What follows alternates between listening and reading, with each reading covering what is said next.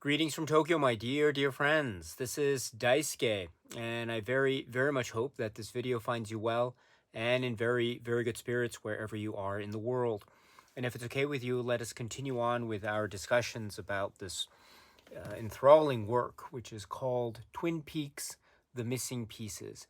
And it is with regard to certain deleted scenes and extended scenes, and in some instances alternate takes in respect of scenes and situations and conditions that involve this work, which is Twin Peaks Fire Walk with Me.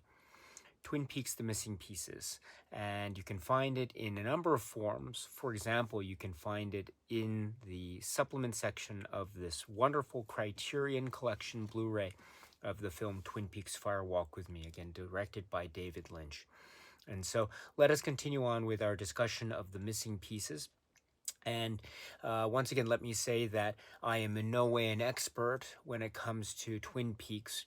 And so I might, and in fact I will, and I have gotten a lot of details incorrect and inaccurate and totally wrong. So I apologize in advance for my inconsistent and errors, etc. I will try to make corrections and amendments where necessary and where possible. But please accept my apologies in advance, but I am trying my best. And I am also speaking from the perspective of a fan of this world, this work that is Twin Peaks. I have been trying to, or one of the hopes of these video discussions is, among other things, is to try to convey to you, my dear friends, just how much I truly love this work, Twin Peaks, including the missing pieces. So hopefully I'm able to succeed in that endeavor in trying to convey sort of the depth of my feeling. If not, then I'll try to remedy that oversight on my part. And also, I should say that in the context of a Twin Peaks journey, my strong suggestion is to preserve as much of the surprise and delight and mystery that I think Twin Peaks has to offer, especially for first-time viewers of the stories of Twin Peaks. My strong suggestion is to watch Twin Peaks Fire Walk with Me, the movie, this film. Watch it first, and then after you've seen Twin Peaks Fire Walk with Me, then you can watch the Twin Peaks: The Missing Pieces. And of course, a kind of maybe preferred or recommended prerequisite for watching Twin Peaks Fire Walk with Me. In other words, before watching Twin Peaks Fire Walk with Me, my strong recommendation is, of course, start with the beginning, start with the pilot, and then seasons 1 and 2 of Twin Peaks, then go to Twin Peaks Fire Walk with Me, and then you can visit the Twin Peaks: The Missing Pieces at your own pace and leisure, of course. But and that's my strong recommendation. With that being said, my dear friends, let us continue on with our discussion of Twin Peaks: The Missing Pieces. So we now come to the next missing piece, which let me just be completely honest up front. I will say that this is one of my absolute favorite moments in Twin Peaks: The Missing Pieces. And I will even go one further to say that this ranks as being among my very favorite, or among my top favorite moments in Twin Peaks. That combined with the coinciding or parallel scene that we see play out in the film Twin Peaks Fire Walk with Me. This Twin Peaks missing piece that we're going to talk about is very legendary. It had the type of mythical status, and there had been some rumors and some bits and pieces revealed as to maybe some information about what the scene that we will talk about, and as it ended up being in the film, as extraordinary and immaculate and brilliant as it was and is in the film, there were always these rumors and possibilities as to what was maybe in the script, or what might have been planned, what had been shot, etc. But it was only until watching Twin Peaks: The Missing Pieces that, at least for me, these had been just ideas or suggestions or rumors or the like that you might find floating in the air. But again, like many things, these rumors that were floating in the air, from pure air, they have descended, in a manner of speaking. And so they descended in the form of the missing pieces. And specifically, I am speaking about the scene or the missing pieces involving Phillip Jeffries and this thing or place or situation that seems to be referred to as something above a convenience store. And so let us now begin just a discussion of this extraordinary piece. And once again, I will be very, very honest up front in saying that I am totally biased. I absolutely adore this scene and this piece, and when I get to it, I'll talk about it as well. But it includes a number of lines of dialogue that rank as being among my very favorite lines of dialogue in the Twin Peaks saga. So I have many lines of dialogue that I enjoy from Twin Peaks, but here in this particular missing piece, there are some lines of dialogue that are definitely in that list for me. So it's my top favorite lines of dialogue from Twin Peaks of all time. So, but one of them involves a little bit of swear words. So I will mention the line maybe towards the tail end of this video in case you're interested. But in terms of how to handle the profanity, because I don't usually use profanity on this channel in terms of the video discussions. But there is a line of dialogue that I think is very important and one of my favorite lines of dialogue in Twin Peaks ever. And I would be remiss if I didn't mention it here on this channel. So later on in this video, I'll see what I can do in terms of trying to mention that line of dialogue, notwithstanding that it does have certain swear words in it. But anyway, if you're interested, you can find it later on in this video. But before we get to that line of dialogue, let me just share with you again the opening moments of this extraordinary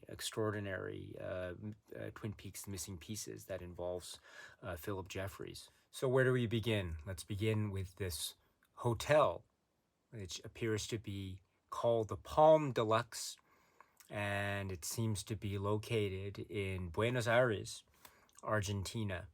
And from the outset, we see this elaborately set up lobby, complete with this wonderful decoration, the decor and the environment and the atmosphere and the people that make up this wonderful decor and atmosphere, including a glorious epic harp together with a glorious epic harp player.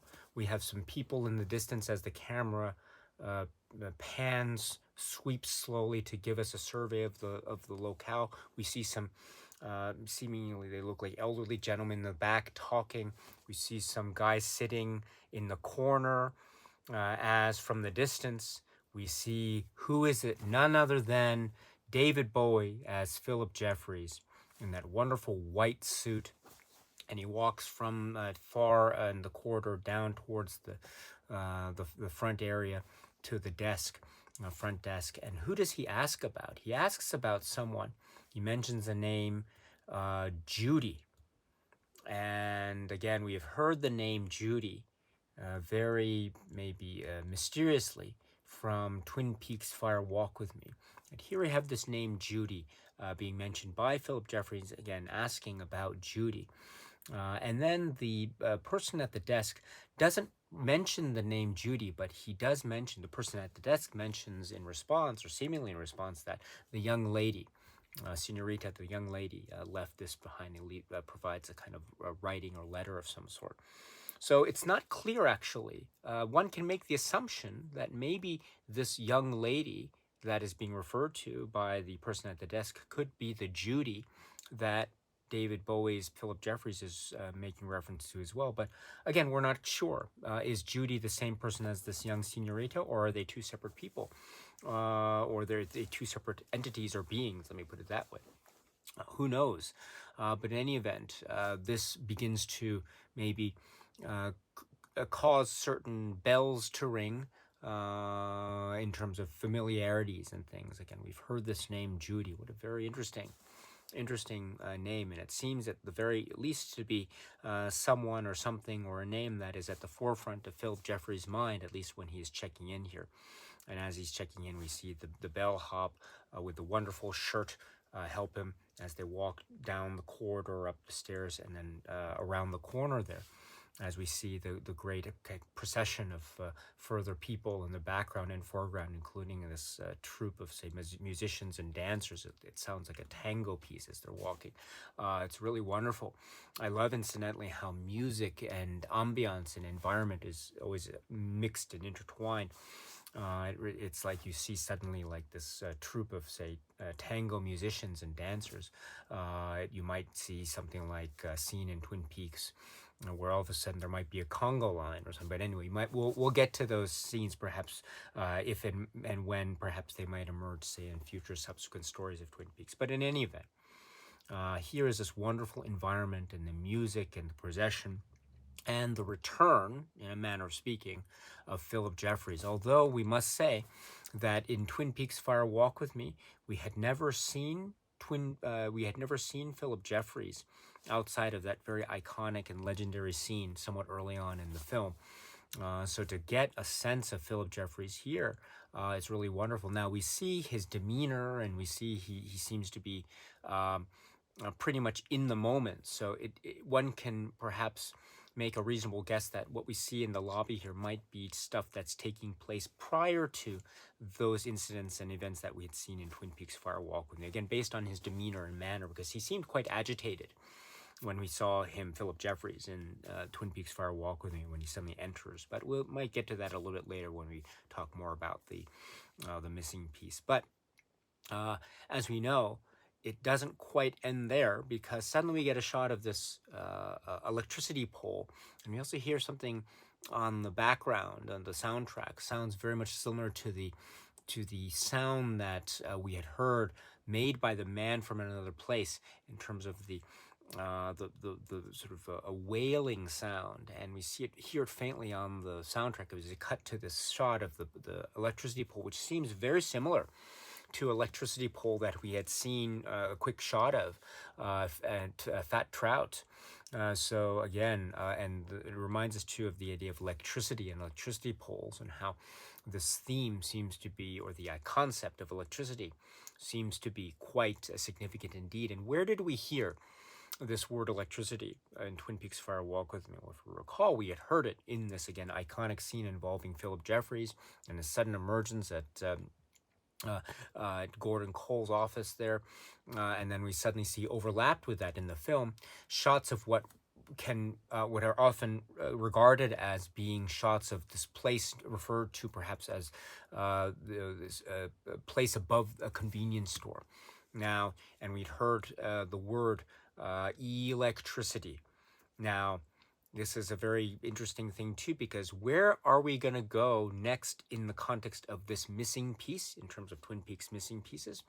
After we've met Phillip Jeffries again at this Palm Deluxe hotel lobby, we cut to the electricity pole. We hear this faint noise that seems very familiar on the soundtrack, and then we go into this world, this room that we had seen with none other than the Man from Another Place, and other people in the background sitting there, bearded and otherwise, and the young boy and the grandmother and the like, and others as well, Jumping Man and others, and then sitting at the table, the Formica table. We have the Man from Another Place and Bob. So this is the scene that is maybe an extension or alternative take, or a type of different perspective on the ultimate final scene that we had seen in Twin Peaks: Fire Walk with Me. Remember, in the film we had seen it overlapped with the David Bowie scene, and also with the TV static snow overlapped as well. Here we don't get any of that TV static snow overlap.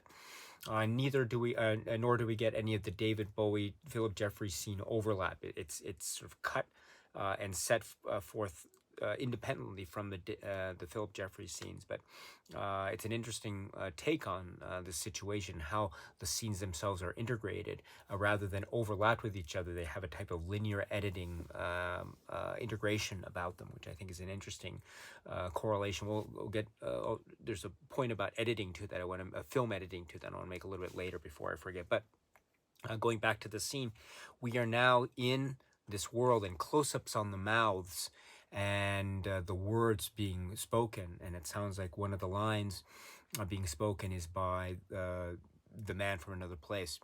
Right, as lines, for example, the chrome reflects our image, and from pure air we have descended, going up and down, intercourse between the two worlds.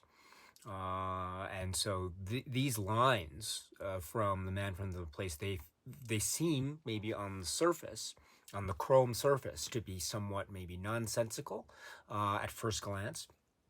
But perhaps the more one ponders and the more one considers and gives some takes on possible interpretations, I think there are a number of possibilities here with just those opening lines, which are brilliant, by the way.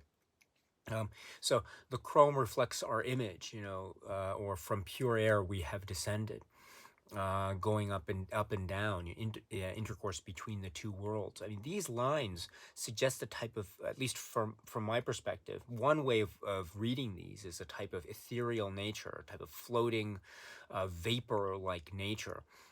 Things that are conceptual rather than corporeal. And so that's something that we see a lot in Twin Peaks, things that seem to be descended from mist or air, or perhaps maybe like atomic smoke or something. Well, maybe we'll talk about that later, but things that descend from mist or air or steam or some kind of chemical reaction, like, again, air, oxygen, and the like. So things that emerge from seemingly nothing, or from the seemingly ethereal. And so what does that connote? So the lines, therefore, that we hear, the chrome reflects our image. I mean, reflection of image also suggests the fact that that which is being reflected is itself ethereal. So it's a sort of disembodied state that these lines suggest. Chrome reflects our image. From pure air we have descended, and going up and down, intercourse between the two worlds. Now, this then leads also to a type of, say, not just intercourse or exchange, which also I think has a sexual connotation to it, right? Because one of the maybe outgrowths or results of, say, sexual intercourse is a type of union and bond, and something that results therefore, something new that is born therefrom. And so if you take that image or that metaphor of intercourse, a type of sexual or unifying intercourse between, here the concept being described as two worlds, then the outgrowth or the end result of that could be said to be something that is taking something that is ethereal and turning it into something that is corporeal. In other words, taking something that is without form and then turning it into something that is within form. And it's interesting that this phrase, intercourse between two worlds, takes place, right? Because the two worlds that takes place, because after these lines are mentioned, we have, for example, one of the people in the back mentions animal life. And then also the man from another place mentions these lines which we have heard in the film, which is Garmonbozia. This is a formica table. Green is its color. And so already we have the idea of animal life, Garmonbozia, a shot of the cream, of what appears to be the cream corn, and touching the formica table and remarking on the color. These are like corporeal things that are embodied in something, an animal, corn, or cream corn, a table with a color attached to it. So we already have the idea, I think, the embodiment of something that is without form, now taking form, and the form seems to be maybe expressed in these various examples, like animal life and Garmonbozia, etc. Also, I should point out, too, that I like the type of progression that we see. It's almost like the progress of life is being, the cycle of life is being expressed in these few lines of dialogue mentioned by the man from another place and others. if you think about the idea of something that is ethereal taking shape in the form of something that is with form or corporeal. After the line, he says, intercourse between the two worlds, this idea of maybe the metaphor of sexual intercourse, and then the outcome of that is something that is born therefrom. If you think about that, the idea of birth and adolescence and growth, what does he say first? He says, after the line about intercourse, he says, garmonbosia, right? We know, or we think we know, what the phrase garmonbosia refers to, based on what we know from our watching of Twin Peaks Fire Walk With Me, of course, this idea of pain and sorrow. But it also is a type of for lack of a better phrase, gobbledygook. And I mean that very positively, because it's almost like almost, for lack of a better phrase, baby talk or baby speak. So it's interesting. You have intercourse, and then the suggestion of the outcome of intercourse, namely the birth of, say, a baby. And what does a baby do when they begin to grow? They speak, but they speak in this type of maybe baby cute gibberish. Not something that is unlike, say, a sound that might sound like garmonbosia. So this could be like the first words of a newborn, And then you think about the next sentence he says, this is a formica table. It becomes, as a child grows, the child begins to form simple sentences. And so you can see almost like a progression of the cycle of life from a newborn to, say, growing up, and then being able to form sentences, and then have sensory perception. Green is its color, being able to identify the color of the table. And then what does he refer to a little bit later? He refers to the idea of, with this ring, I thee wed, and with regard to the ring, and kind of mocking laughter as he's talking to Bob at the other side of the table. But this is also a suggestion of maybe another step in the cycle of life, because it is possible, say, after one grows up into maturity and adulthood, that one may find, say, companionship with another, and that might result in maybe marriage or something like that. So the idea of, with this ring I thee wed, it suggests marriage, and that could also be yet another step in the cycle of life. So in many respects, what the man from the other place is talking about here, it seems to be maybe in mocking terms, I don't know, but one way of interpreting it is the idea of the sign of life, animal life, that it's mentioned by elsewhere as well. So it's interesting, because we don't get that type of connotation in the film Twin Peaks Fire Walk With Me, because you don't get any of these lines except for the lines, garmonbosia, this is a formica table, green is its color. I would say too that here in the missing piece, it's also, it seems like a different take, or different take on the same line or same sequence. So or an alternate take, I should say. We also should mention that Bob's interaction here, which is something we didn't get in the film, is, I have the fury of my own momentum. So this seems to be a very aggressive line, a very furious line. It's interesting too, it says, I have the fury of my own momentum. He doesn't say it in reverse. He doesn't say, I have the momentum of my own fury. He says, I have the fury of my own momentum, right? Which suggests that the actual concept of momentum, which is a sort of a concept of movement based on physics, that he seems to be suggesting that like physical or principles of physics are innately imbued with a state of being imbued with fury, which I think is an interesting concept, especially when we think of the idea of physics or science or chemical reactions like atomic bombs or something like that, that might themselves be the subject of, say, similar types of conceptual outtakes in Twin Peaks, namely the idea of things that are innately in nature are also innately imbued with a sense of fury or danger. So But we might get to those discussions a little bit later in our maybe subsequent discussions of Twin Peaks. But so I found that line reading to be quite interesting and fascinating indeed from Bob, and it's also done in a very furious way. And then also we should point out too the line reading by the man from another place of Fire Walk With Me. It reminds us that his earlier line, which is the intercourse between the two worlds, and Fire Walk With Me. If you remember from the series, the refrain goes, um, um, through the darkness of futures past, the magician longs to see one chance out between two worlds. Fire walk with me.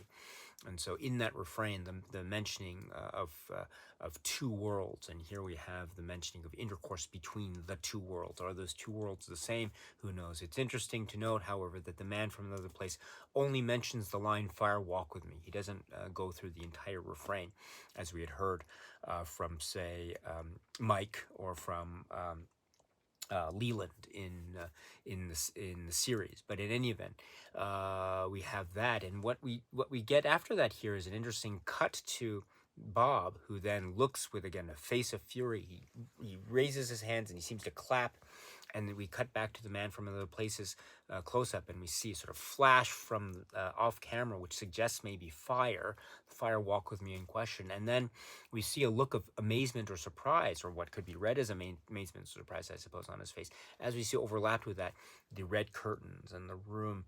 This is very potentially quite epic and significant, because it could be read to be suggesting, and one possible interpretation it is suggesting is that through some machination or through some combination of the two of them, the idea of maybe this quote unquote red room, or the Black Lodge, or this extraordinary, strange place with the floor pattern and the red curtains, etc. This could be said to be maybe the result of the intercourse between the two worlds, or maybe the union between the man from another place or Bob here. Or it could be that Bob himself was the one that instigated the creation of this in the first place. After all, we see him clapping, and then we see a flame, which perhaps there could be a causal relation between the clap and the flame, who knows? And is there a causal relation between that action and that activity and what we see end up being overlapped over the face of the man from the place, who is looking again with a look of what could be interpreted as being that of surprise and amazement? I love those shots it's very Eraserhead, so I love that. But so this is quite a significant thing, and indeed the shot of the two of them walking into one of the curtains. I think we see a shot of this in Twin Peaks Fire Walk With Me, but it's a very quick cutaway. Here, I think there's potential significance attached to at least potential interpretation that is possible. If Bob is indeed the one that can be said to have, quote unquote, created the whole place to begin with, then it's very curious to see Bob entering the place, and then it's almost like he is leading, with the man from another place following quickly behind. It's almost as though Bob knows the place in and out, because perhaps he created it. But and he's showing the man from another place around. It's like, oh, here, let me show you my new place. And so anyway, that's kind of an interesting possible connection. So then, what is the significance of Bob? How does Bob figure into all these figures, and what is his place of power? What is his place of, say, power of magic, or the like? How is he able to create these things, if indeed he is the creator of this? So I think there are some really fascinating possibilities here, and many others that I failed to mention, but this is just one example of how to interpret this, I think. And then it's very significant too that we get these gliding shots through the room. The floor pattern is very significant. This is a kind of a repeat of sorts, or a similar shot that we'd seen in the opening of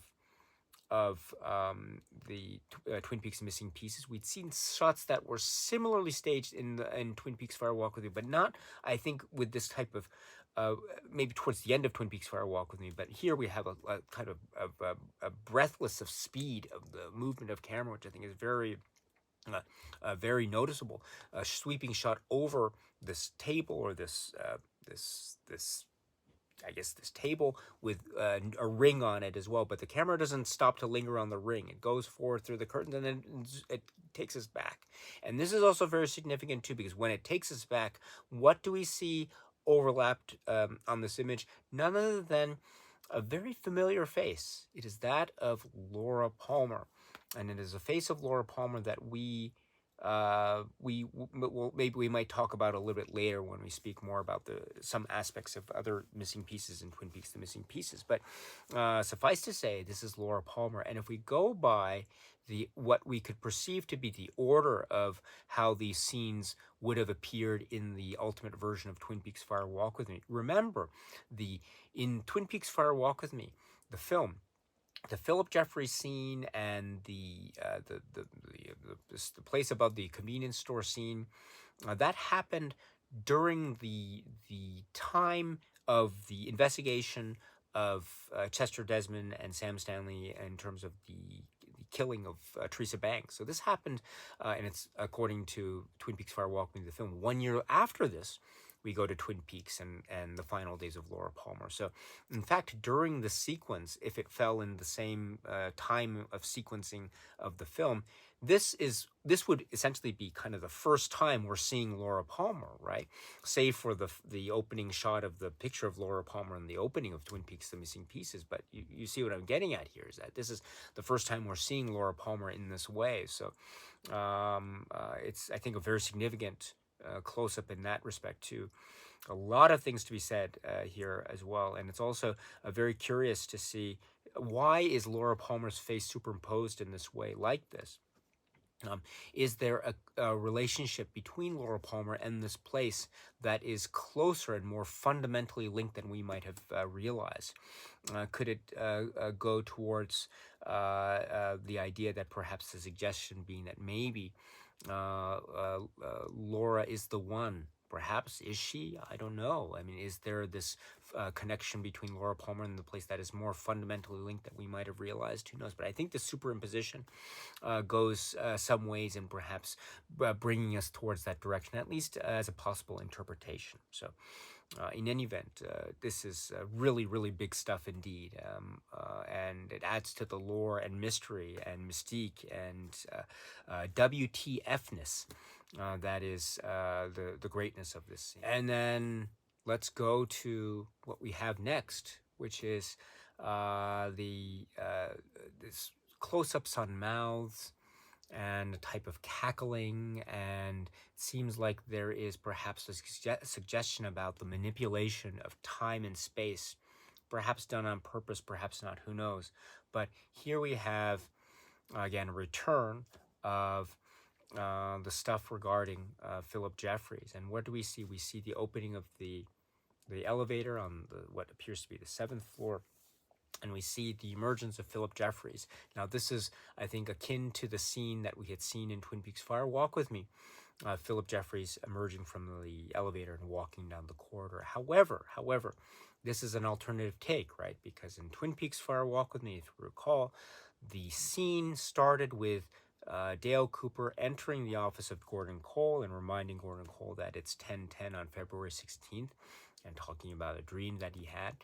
And so this then in the film that led Dale Cooper to go to the surveillance camera room and then go to the hall and go back to the room and go back to the hall and go back to, and there's a weird moment in the film where he then goes back to the room and sees himself projected as Phillip Jeffries emerges from the elevator, walks down a hall, and he sees him on the television monitor. He's like, Gordon, right? So we don't get any of that. We don't get that interaction, that weird interaction between Dale Cooper and his image on the TV screen and Phillip Jeffries walking past him as we see him. We just get Phillip Jeffries walking down the corridor by himself or without Dale Cooper present. So, and then he enters in. So this is, technically speaking, a kind of alternate take on these series of events, and that alternate take continues when you hear his dialogue, and the dialogue of the others, Albert and Cooper, and especially Gordon Cole when Phillip Jeffries enters, right? Because it's the same, but it's different, right? So, for example, he says,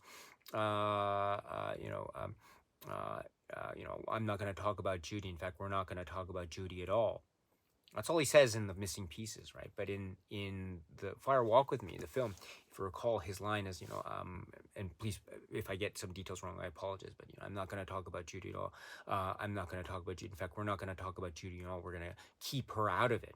In the film, there's that bit of the dialogue where he says we're going to keep her out of it. But in the missing pieces, that part, we're going to keep her out of it, is missing. It's interesting because moments later, Albert, when he's talking to Phillip Jeffries, he says, "Oh, I thought we were going to leave Judy out of this." So it's like Albert picks up the line that Phillip Jeffries didn't say in the missing pieces, or maybe there was something in the missing pieces that actually isn't included here, where Phillip Jeffries actually says that line. I don't know, and then Albert picks up on that a little bit later. But in any event, that is an indication that what we see here in the missing pieces is a different or alternate take than what we got in the final version of the film. Incidentally, that's also supported by the fact that in the final film, he points to Cooper, right? It's a very famous moment where he says, who do you think this is there? And here, I think in the missing pieces, right, I think he says, who do you think that is there? So this or that. And as well as some other slight differences you hear, for instance, in the delivery of Gordon Cole's line, David Lynch's performance, as well as Albert, etc. So this is, I think, again, alternate takes of the same scenes. So we'd seen, again, the scene more or less like in Twin Peaks Fire Walk with Me, but it's different. Similar, but different. Now, I think it's one thing to look at this as, say, like I think, a really wonderfully extended supplemental material to Twin Peaks Fire Walk with Me. The Twin Peaks Missing Pieces. This is like a huge deleted scenes or extended scenes supplement feature, which is beautiful. It's marvelous. I love the work for that, and I that's definitely one way to see it. Another way to view Twin Peaks: The Missing Pieces, as exemplified by this moment of Phillip Jeffries, is one of the things about Twin Peaks is that there's a lot of things, again, I mean, you mentioned it before in the discussions with regard to the episodes, but there's a lot, and also Twin Peaks Fire Walk with Me, there's a lot of things here in the world of Twin Peaks about similar situations, repeated actions, things that we have seen before, or scenes that we have seen before, or scenarios that have been played out before, but they seem also to be different. There are sometimes some details that are changed, some little quirky thing that is something that we had not seen before. Maybe it was played out differently before, who knows. It might have different ramifications going forward, but they might not. But the point is that there are also moments in Twin Peaks where scenes that are repeated action are in fact not 100% repeated, but they seem similar, but they're also different. And sometimes those differences might make a whole world of difference. But we might talk a little bit more about that, perhaps maybe when we get to subsequent Twin Peaks stories. But we have seen this to a certain degree in the stories and episodes in the film that we have seen thus far in our Twin Peaks journey. And I would suggest here too that the missing pieces is yet another way to view this concept, namely the idea of similar yet different, repeated actions, but repeated actions done with slight differences, nuanced differences that may or may not make all the difference in the world. And an example of this being Phillip Jeffries' entry into Gordon Cole's office. There are similarities, but there are also differences. And this could be, again, like a deleted scene or alternate take or extended scene, or it could also be an example of this notion of parallel universes or alternate worlds that exist parallelly, in parallel, because of these differences, or not, who knows. So I find that therefore Twin Peaks: The Missing Pieces is a fundamentally important and integrated work with Twin Peaks Fire Walk with Me, indeed in the whole saga of Twin Peaks.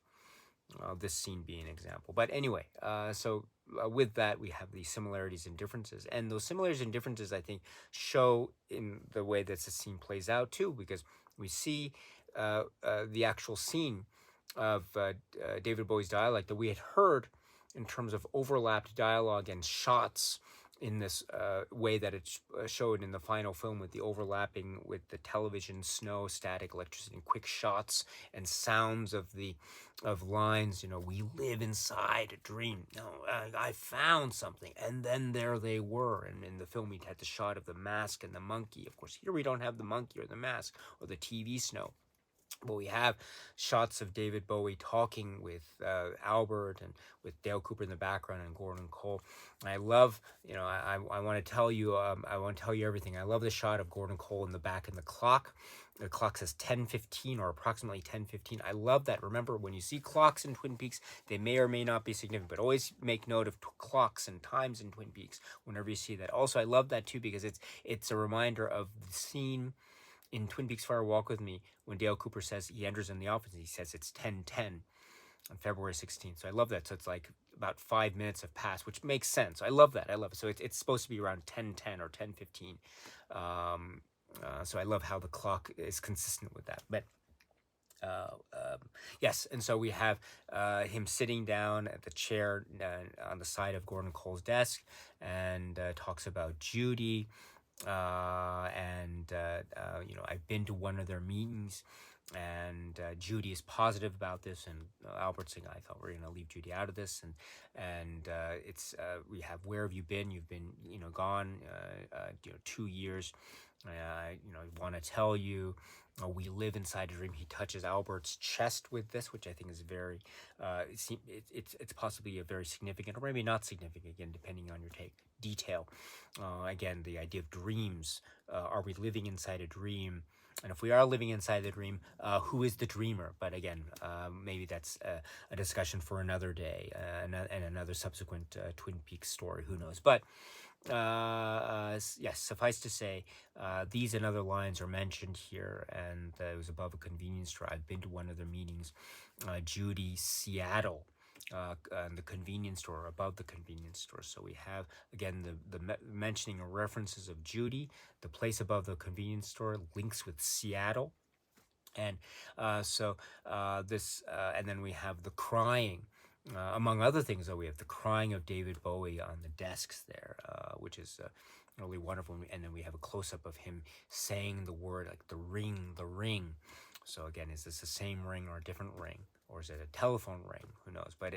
Or maybe it's everything and nothing. Who knows? But it could be a reference to the ring. So it's something about the ring, if it is indeed the same ring, and Judy, and the place above the convenience store, and Seattle, and meetings, and then there they were, and we live inside a dream. All of it's here, but it's now in this flesh and blood conversation. Now, it's remarkable. It's extraordinary, and here comes one of my favorite lines of Twin Peaks and the missing pieces in Twin Peaks, and one of my favorite lines of Gordon Cole. And he says this. He says, Albert, I'll take that second mineral water. I love that line. I'll take that second mineral water. That's the sort of thing that's a very Gordon Cole thing to think about. When you have all this information about, and the missing agent who has come back after being missing from 2 years, and he's saying all this stuff that Gordon Cole might or might not know, right? But might have something to do with other investigations. Who knows? Judy, maybe not significant. Who knows? But yes, what does Gordon Cole think about? Yes, but the second mineral water, very, very important to be well hydrated. In any event, one of my favorite lines here, Albert, I'll take that second mineral water. That's a great line. Absolutely great line. I always like lines. Apparently, I like lines in David Lynch works involving drinks or beverages. I mentioned a line in Mulholland Drive that I really like, which is called "Don't drink all the Coke." So here we have Albert, I'll take that second mineral water. I love it. And so here we have one of the great mysteries, I think, of Twin Peaks. One of an infinite number of mysteries one can say about Twin Peaks that is touched upon here, which is, I'm going to take all this down, and then Gordon Cole goes to the intercom, and it's having some difficulty. Now the lights are flickering again. Electricity, some kind of some extraordinary event may or may not be happening, who knows, but Dale Cooper is still there, and we have the shot of hello, hello, hello, Mayday, and then we have again Phillip Jeffries again, almost writhing in a type of hysteria crying or kind of delusion on the desk there with his head down, and he says, February 1989. Here we have one of the great mysteries, I would say, of Twin Peaks is when is Twin Peaks? What is the year that Twin Peaks is taking place in? Maybe another way to put that question is, what year is this? And the reason why I say that is because it is often the case, or it's often considered that the events of Twin Peaks, the series, and the investigation as to the killing of Laura Palmer, it's often regarded as having taking place around February, March 1989. If the killing and investigation as to the killing of Laura Palmer takes place around February, March 1989, then what that means is that the events of Chester Desmond and the investigation of Teresa Banks and Sam Stanley, and then immediately after that, the stuff involving Phillip Jeffries, takes place a year prior to that, according to the subtitle of Twin Peaks Fire Walk With Me, because all this stuff about Phillip Jeffries and Deer Meadow and Dale Cooper going and investigating the disappearance of Chester Desmond, all that stuff happens in the part of Twin Peaks Fire Walk With Me before the cut to Twin Peaks and the 1 year later. So that's indicating that the stuff that happening with Phillip Jeffries happens prior to, 1 year prior to the events of Laura Palmer's death. And if that's the case, if Laura Palmer's death happens around February 1989, then what this Phillip Jeffries scene is taking place is in 1988. So, what year is taking place? I find one of the great mysteries. So, again, one way to put that mystery is, what year is this? But in any event, yes, February 1989. It could be a reference to the time now, or it might be a reference to a future time. It's not necessarily laid out clearly in this sentence. When I say, it's now 2023, but when I say February 2024, I'm not speaking about February 2023. I'm speaking about a future from now. So that could be something that Phillip Jeffries is doing now. Maybe he has some kind of a precognitive power. Maybe he's sensing that February 1989 is of significance, and we know that it is if we count the events of Laura Palmer's killing and the investigation to take place in and around February 1989. So perhaps that might be something to do. But in any event, what year is this? And it goes to a cut of the shot of the empty chair, and then now he's gone. So Phillip Jeffries is now disappeared, and it brings me to a wonderful, I think, detail of Twin Peaks, which is here we have the appearance and disappearance of characters through essentially like walking out of a shot or walking into frame.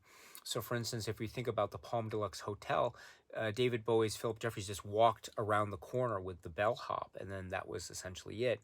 And then he kind of disappeared, and then we see him later just emerge from the elevator into Gordon Cole's office. So he kind of disappears and emerges just by exiting and entering, going off screen. So it's almost like a theater way of making characters disappear. They just kind of go off stage and go on stage again. So I like that. That has a type of, it's almost like a calling attention to the cinematic quality of this, and I like too that you just see David Bowie sitting there, and then you cut back to the chair, and he's gone. So it's almost like his appearance and disappearance is done through, again, editing. An edited shot of him there, and then shot going back to him of the missing chair. So I love that type of use of editing and the film medium to call attention to the appearance or disappearance of characters. And I really, really love that. And I mention that because what we see next is something that actually flies in the face of that, which is we see the shot of the kind of some burning or fire or vapor or electricity or whatever that seems to burn the wall behind Phillip Jeffries as he emerges on the staircase of the hallway of what we can assume to be the hotel, La Palma Deluxe. And we can assume that because we see the bellhop and we see the hotel and we see David Bowie screaming, which is a brief shot that we'd seen in Fire Walk with Me, but here we have, I guess, the full version of it, the burnt of the background. So we have this kind of special effect that is employed to show him emerge. So it's actually quite a different way of showing him disappearing and reappearing than the way that we had talked about just moments earlier, with just him walking off screen or emerging on screen or just a cut to an empty chair. Here we have a sudden burst of a special effect, bringing him now to a totally different place.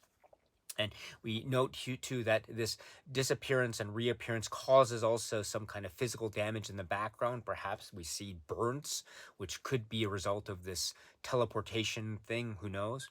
And we see a woman struggling on the floor, and then we see the bellhop young gentleman there standing in the hallway, and then we see just David Bowie's close up and just struggling and writhing in pain or shock, and then we see him just maybe unable to articulate words, and then we have, yes, the bellhop with the wonderful shirt, and here we have coming up here some of my absolute favorite dialogue from Twin Peaks: The Missing Pieces, and one of my favorite lines of dialogue from Twin Peaks ever. And so first of all, we have, where did you go? Where did you go? So the idea being that Phillip Jeffries suddenly disappeared, and then now he reappeared. And we have the bellhop and this young lady apparently very shocked by this, and just this completely just sudden and shocking event. And we see the bellhop, of course, standing there very with straight posture, just walking. But we see him very curiously with his legs kind of stuck together, and he's just with his hands behind his back, and just very rigid, very straight, but in terms of his posture, but very rigid, and not being able to move very, very freely.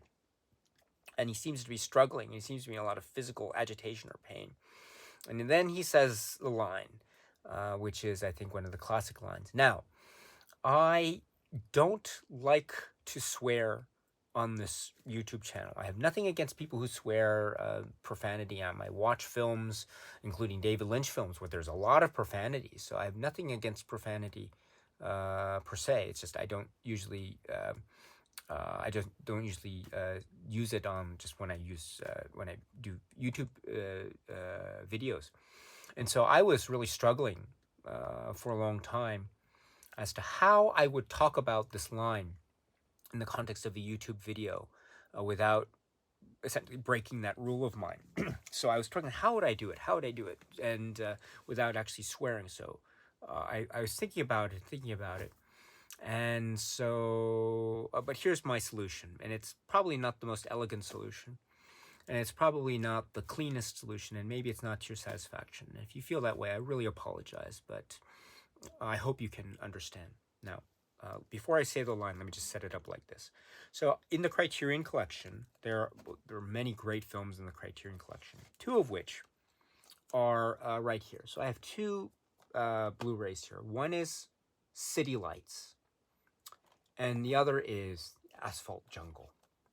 City Lights and the Asphalt Jungle. So these are great titles. City Lights is Spine number 680, and Asphalt Jungle is 847. So these are two films in the Criterion Collection. Now, why do I bring up these two films?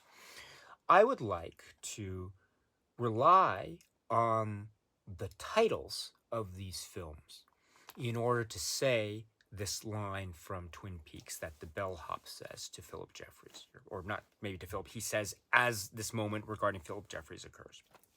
I will use these titles, and I will use these titles in lieu of or replacing the words of the swear words. So where there are swear words in this line, I will replace those swear words with the title. So if I were to blank out the swear words, the line is, it come out of my, Okay.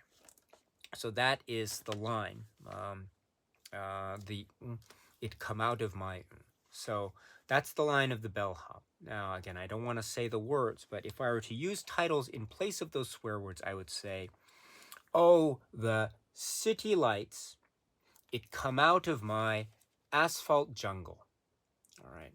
So, "Oh, the city lights, it come out of my asphalt jungle." Okay.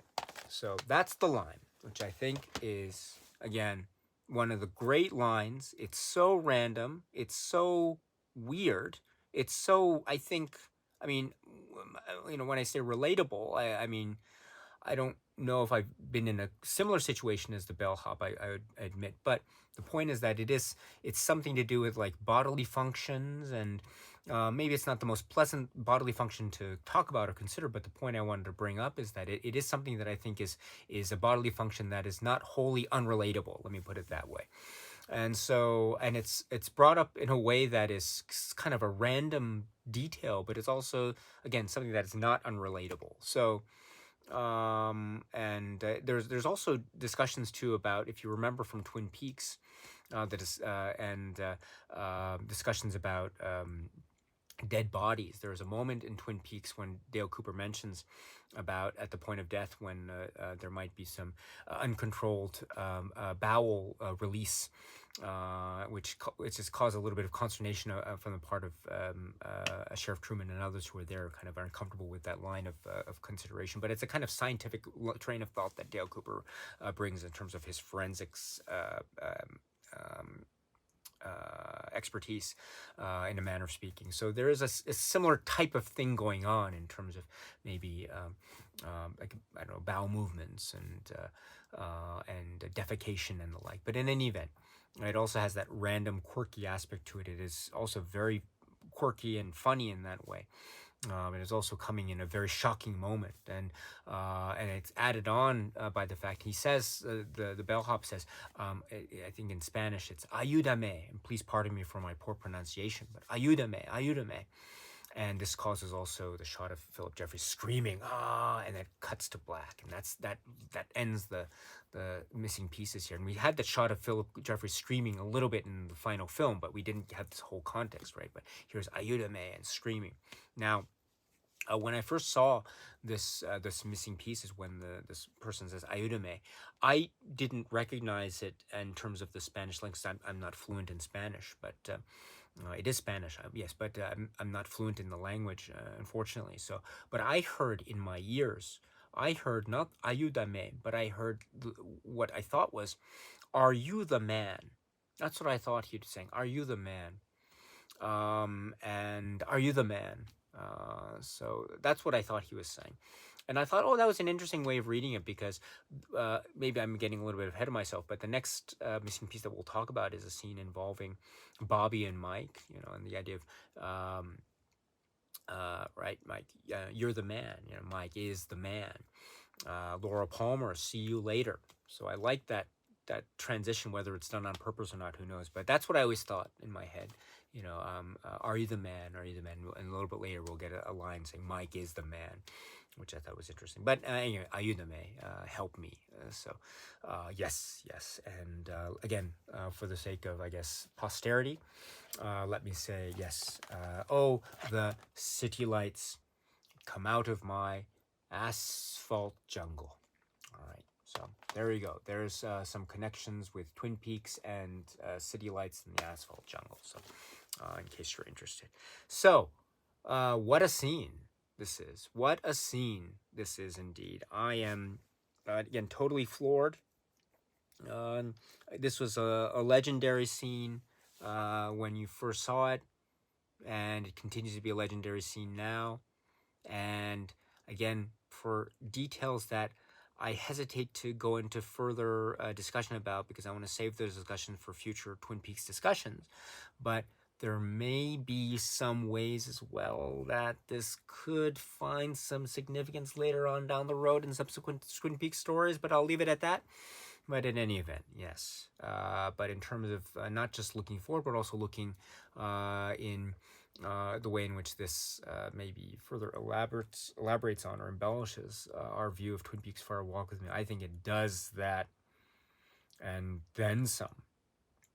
And then also it adds to the mystique of this character, Phillip Jeffries, walking, I guess now, I mean, you have differences, and now instead of Dale Cooper in the hall, we just have Phillip Jeffries alone walking nondescriptly, or, nondescript way down, like, well, maybe nondescript. Well, I mean, maybe nondescript is not the right word, because I guess after all, how nondescript can you be? I guess, it's as nondescript as you can be if you are David Bowie playing a role in a David Lynch film. So I guess that's probably not nondescript at all. But in any event, you know what I mean. So it's you have different takes of that,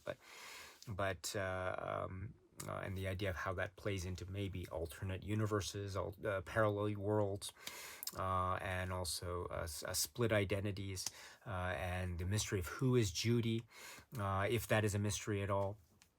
The mystery of the place above the convenience store, Seattle, and right, the ever important question: what year is this?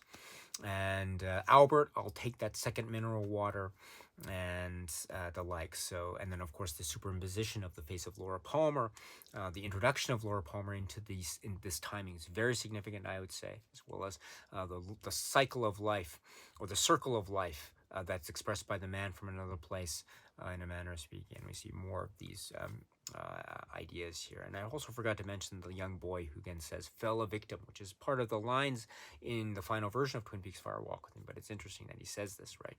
I have the fury of my own momentum, says Bob. And so perhaps there's this idea of I have the fury of my own momentum and fell a victim.